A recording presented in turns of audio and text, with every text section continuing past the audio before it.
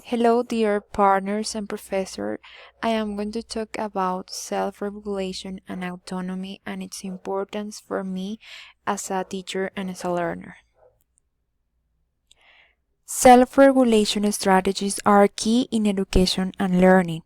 Those who are capable of regulating their emotions, attentions, and actions are more likely to achieve professional and educational success, and also they are better in all aspects of life. There are several processes that intervene on self-regulation. One is motivation.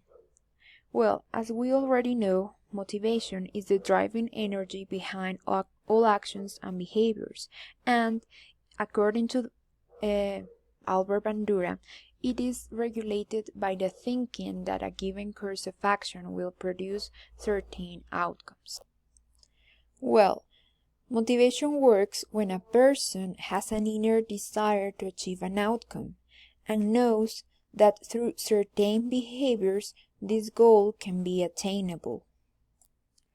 In learning, students with a strong motivation are more likely to regulate themselves. This means they are able to organize and follow some steps that lead them to success. These students self-monitor themselves. This means that they are capable of developing some planning strategies, and they also are capable of reflecting on their own process of learning. Besides, they self-evaluate themselves. This means they know their weaknesses, they know their strengths, they know their learning styles, how to learn better, and at the end, they are constantly self-evaluating his or her outcomes.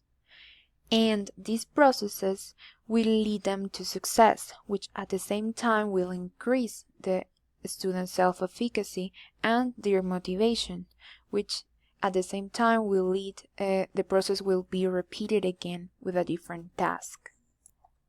And self-efficacy, well, self-efficacy is the process that I mentioned before.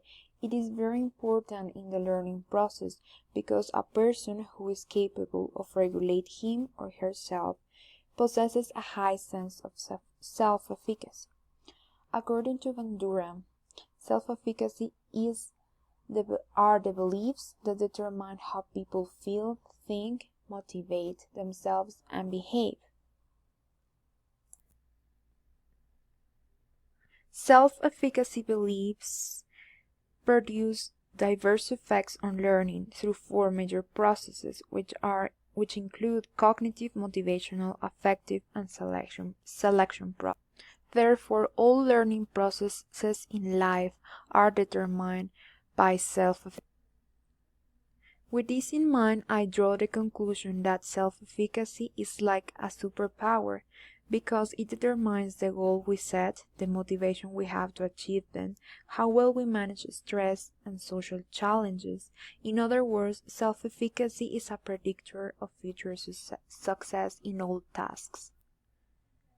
And for all the reasons that I mentioned before, I believe that for me as a teacher, it's very important to acquire self-efficacy and self-regulation strategies.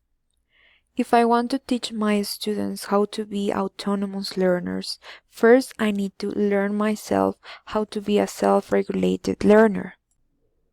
Because the students always notice when the teacher is not convinced in what he or she is saying. And in this sense, learning is not going to be successful.